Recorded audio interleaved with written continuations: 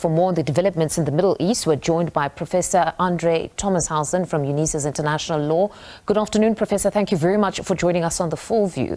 You know, the media space is absolutely littered with opinion pieces of an incredibly volatile Middle East right now, where it's said retaliation by both Hamas and Hezbollah must be expected. Firstly, your reaction to the killing of both leaders, or at least one leader that has been confirmed. Yeah, well, unfortunately, war exists, and when war happens, people get killed. This is the essence of war. The war in Ukraine has already killed over 1 million people. Many other wars have killed more. And in war, leaders will sometimes also become victims. To put it a bit more into perspective, if this assault had happened on Prime Minister Netanyahu, then of course a large part of the Middle East would now be celebrating and firing off fireworks. That is the nature of war. Whoever inflicts wounds on the other feels strong and vindicated, and whoever is the victim is, of course, adamant that this was a great injustice. The only way out of this is to follow the United Nations Charter. The United Nations Charter specifically forbids the threat with the use of force and the use of force, and gives the UN Security Council the monopoly on the use of military force. So the United Nations... civilians, because they have stated categorically that civilians must be protected at all costs.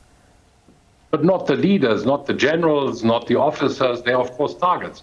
So a military leader is, of course, a target like any other soldier. So there is, this is the hard and heartless, maybe heartless view of the law. The only way out of here is for the United Nations Security Council to become responsible and to dispatch a peacekeeping force to Gaza and to South Lebanon to, for instance, stop the continuing attacks onto civilian targets in Israel. Every day, rockets are being fired on targets in Israel. And while this is continuing, of course, we don't have a situation of peace or of ceasefire where other rules would come into place. You're speaking of the UN Security Council needing to come in and intervene. Do you believe that any talks of peace between the warring factions is now off the table, given what has happened? Well, they've been off the table for many months, because each and every painfully negotiated draft peace agreement was eventually rejected by Hamas, not by Israel. And we have a very volatile leadership dispute within Hamas, where there's a military leader who used to be the leader of the intelligence services of Hamas and of the counterintelligence, and many people credit him with thousands of assassinations, where that person does not agree with the political leadership. So Hamas seems to have a great difficulty in doing what the neighboring countries want. Egypt, Jordania, even Lebanon, of course, Syria. They all want this conflict to end. And they don't want it to end by endorsing the I would say, crazy Hamas idea that Israel must be wiped off the face of the earth. It must disappear. 7 million Israeli citizens, including about 2 million Muslim Israeli citizens, should just disappear, maybe jump into the ocean. That is just not realistic. Professor, Israel has not claimed responsibility for Ismail Haniyeh's death. But when listening to one commentator, that commentator stated that 3 individuals were responsible for the October 7 attack: Haniyeh, Khalid Mashal, and Salah Arauri. Mashal and Haniyeh have died now. Some would say perhaps it would have been Israel. What are your views on just this latest killing that they have not claimed responsibility for? You know, anybody's guess is there. There's no evidence, and these things, there's hardly ever any evidence. Yes, it could be that a dissident faction within the many liberation movements of Palestine might have decided to eliminate that man. It could even be that the hardline faction of Hamas decided to eliminate him because he was continuously trying to reach a compromise. There could be many other issues. He is reported by the most serious and worldwide media as being a multi-billionaire. Some estimate his fortune at $12 billion, others at $6 billion.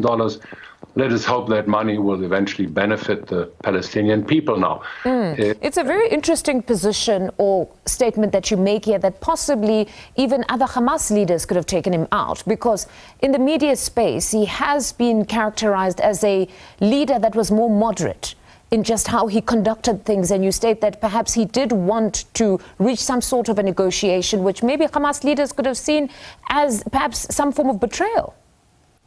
It's speculative, but of course he lived in Doha in great comfort and lived with great leaders around the world. He was a very educated man, so I doubt that he would have seen a future for the Palestine people in prolonging and forever continuing with this terribly cruel war, where the entire Gaza Strip will eventually be destroyed. So and certainly, I think there's going to be a growing number of Palestinians who do not feel that they should thank Hamas for what is happening to them. It will hopefully bring to the fore again people of reason that will come to the conclusion, just like South Africa and South Africa's foreign policy, that this is enough. In our age, in our century, we should not have these very, very devastating conflicts. Now, when we look at Hezbollah is a very interesting grouping, because here for 9 months they've almost sustained some sort of a low-level conflict when we look at theirs and Israel. But for now, with what has happened, some are of the view that probably they would want to come out now and have a full-scale war. Do you foresee that happening here, or Hezbollah would continue to sustain that sort of a low-level conflict? Well, any human conflict will manifest extreme emotions on both sides of the conflicting parties. Take the simple divorce situation. The husband will promise to destroy the wife financially and in all means. He will go and kidnap the children. The court will pass orders that this may not happen, and devastating things can nevertheless happen, including murder. So the management of conflict here is what is failing. And the mere existence of a private military force in the middle of a sovereign country, Lebanon, which does not, there is no control over them. Maybe Iran can control Hezbollah, but even that is doubtful. There is about 20,000 heavily armed men who pursue this as their livelihood, being armed, preparing rockets, firing rockets, making plans how to destroy Israel. Obviously, Israel will have its security interests and will owe it to its people to protect them against such attacks. Professor, pardon me for interjecting there, just in the interest of time. America, just before the Saturday attack, where the 12 children lost their lives, America was now to a certain extent moving away or growing impatient with Israel, forging ahead with their onslaught. We just got news from Al Jazeera. They're reporting that their journalist Ismail Al-Ghal and camera operator Rami Al-Refi were killed when Israeli forces targeted their car in Gaza City. I mean, this that we're seeing is continuing. Civilians are being targeted. What are your views on this? In as much as we cannot independently verify this, but at least on the part of Al Jazeera, they are stating that their journalists and cameramen were killed. And these are civilians, these are journalists. Sure, they have been in harm's way, and it is very tragic that they perished, if it is so. It doesn't change the parameters of the conflict. It doesn't end the conflict to decry these and many other war crimes. International law cannot just make peace. Only the actors in a conflict can make peace. And international law can try and help them by appealing to them, by explaining the principles of international law, which are that war crimes should not happen, that war should not happen. But it leaves us helpless, wouldn't you say, Professor, if we're saying actors of this war must be the ones that create peace? You were firstly saying that maybe the UN Security Council needs to come in, that there must be intervention because these two warring factions cannot find each other. Well, let me try and put it very simply. If you have two boys in the school compound that are hitting each other with stones. Obviously, the teacher must come in between and separate them. And if one teacher is not enough, several teachers will have to do that. And this is the function of the UN Security Council, and the UN General Assembly could start pushing the UN Security Council that this is a case where UN peacekeeping force needs to be activated. And of course, the members of the UN Security Council need to find a compromise around this.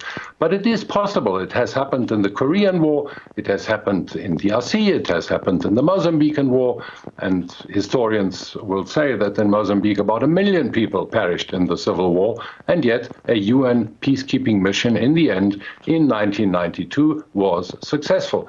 So I don't see any other solution. Professor, thank you very much for your time. Let's hope the UN Security Council will intervene because the situation is now untenable.